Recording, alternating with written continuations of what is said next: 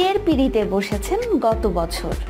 অনেকটা চুপিসারেই দীর্ঘদিনের বান্ধবী ফারিহা বাশারকে বিয়ে করেন বাংলাদেশ ক্রিকেট দলের বাঁহাতি ব্যাটসম্যান মুমিনুল হক।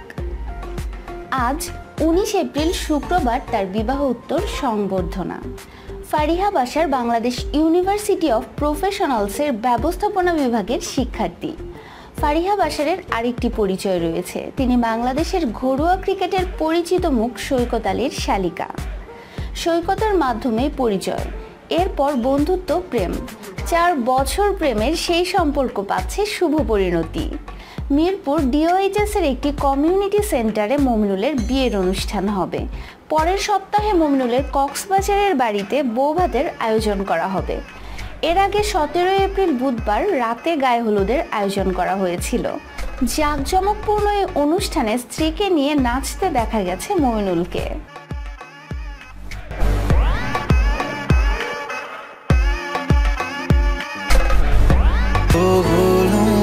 सारा जहां जो गड़ा तारा चबिला तारा रंगीला तारा रंग बेर जुए तारी बात रे।